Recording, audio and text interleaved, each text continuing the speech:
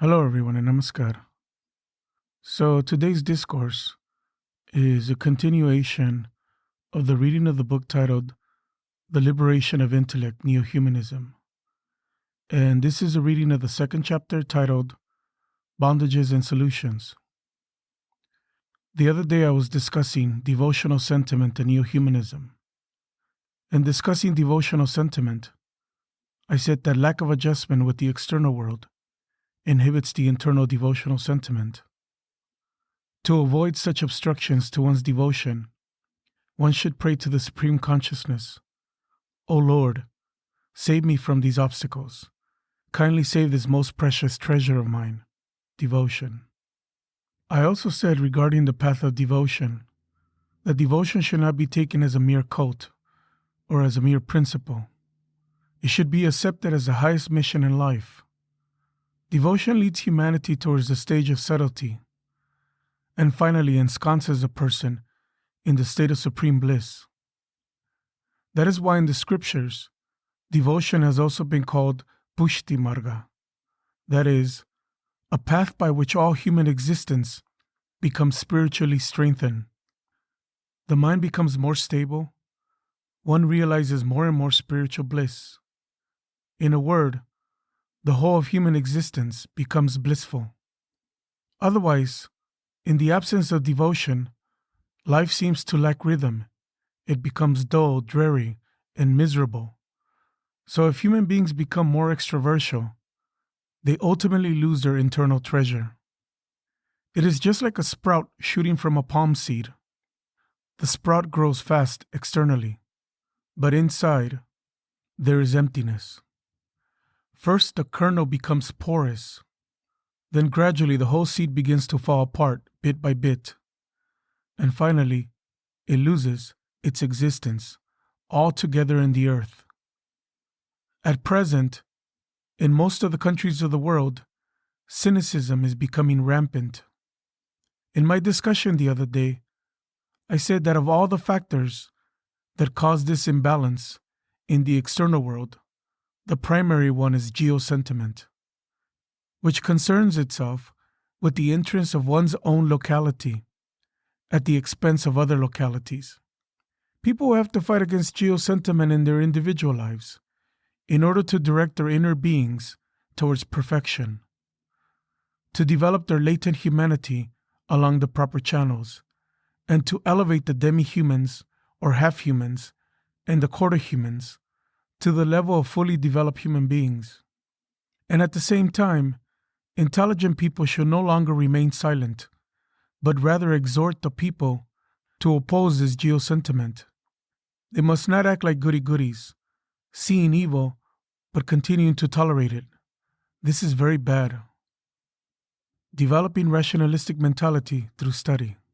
I also said that other sentiments, geopatriotism, geo-religion, geoeconomics, and many more, are based on this geosentiment.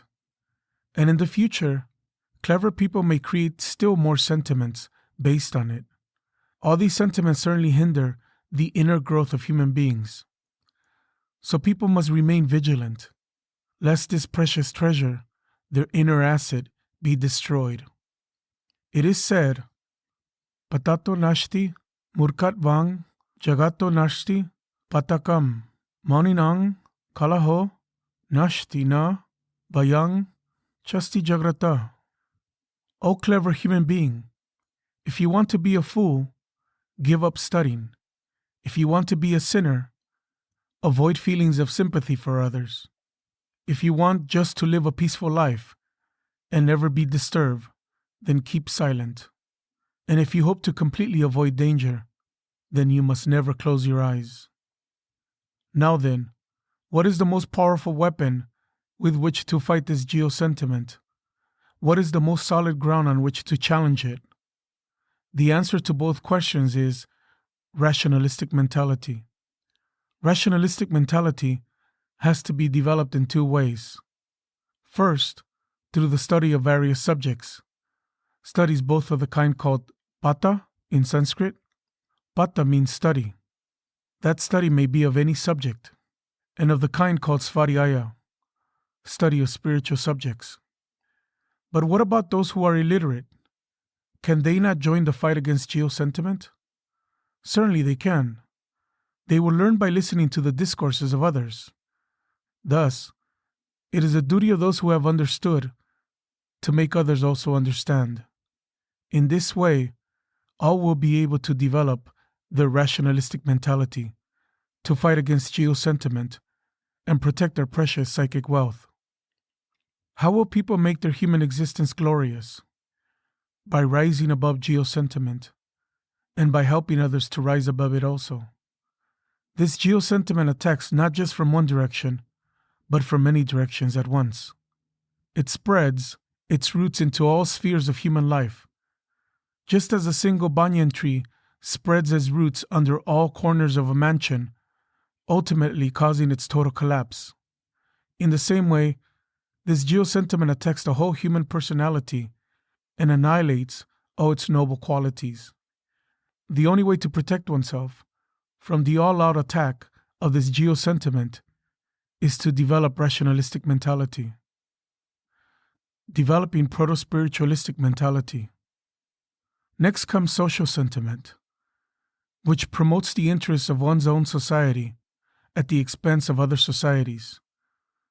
Based on this sentiment are many other sentiments, such as social patriotism, social religion, social economics, social art, architecture, literature, and so on.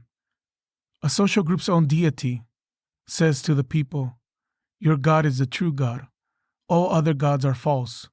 You are the chosen people in this universe. All others are cursed." These are the preachings of social religion.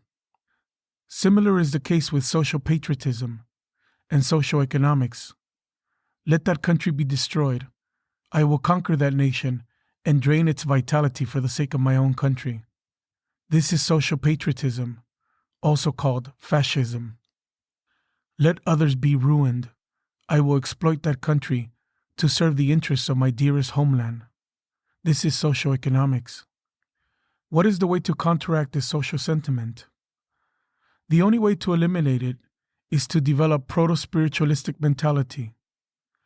The basis of this proto-spiritualistic mentality is Sama Samaja Tattva, the principle of social equality. When people understand this principle from the core of their hearts, they spontaneously develop proto-spiritualistic mentality, proto-spiritualistic psychic structure. So this Sama Samaja Tattva is very necessary to fight against social sentiment. There is no other way.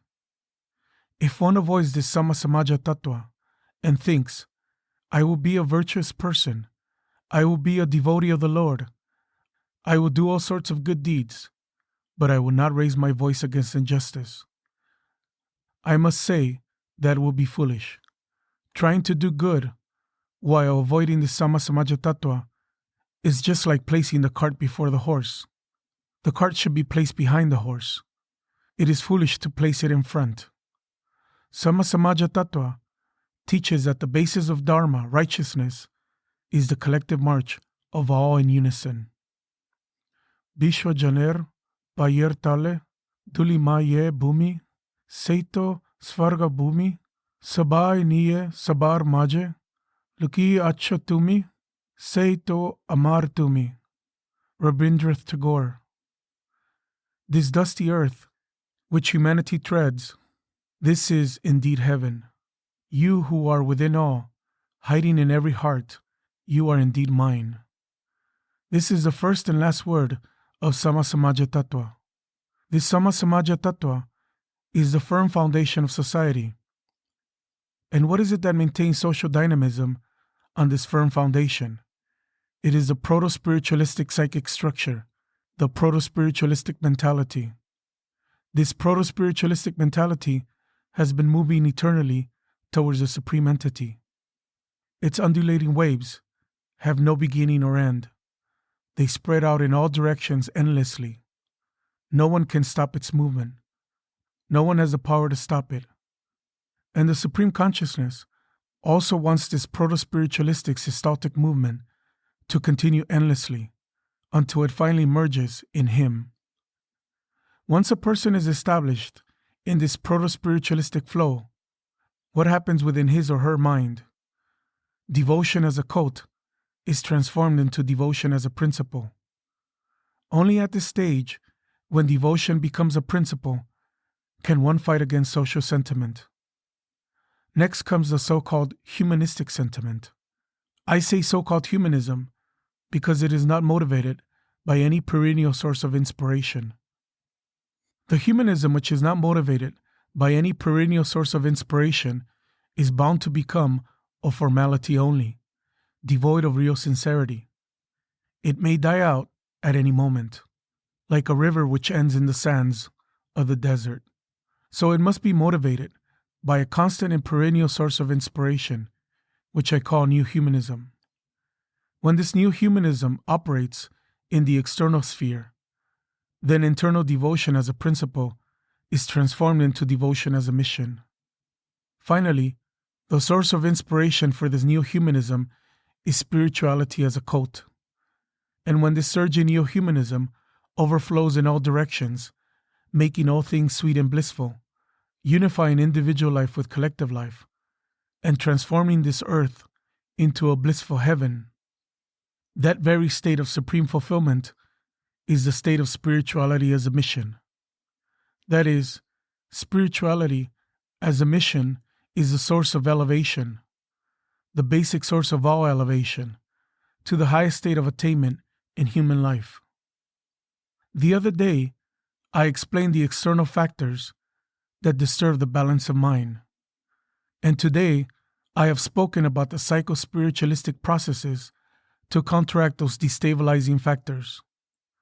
Those who move along this path make their lives glorious and effulgent, and their sweet radiance illumines and glorifies all other minds in this harmonious universe. In that state, whatever they come in contact with in the world, they will be able to distinguish the pure gold from the impure, the true from the false. On these people alone can all of humanity rely. Their victory is assured. February 28, 1982, Calcutta. Thank you.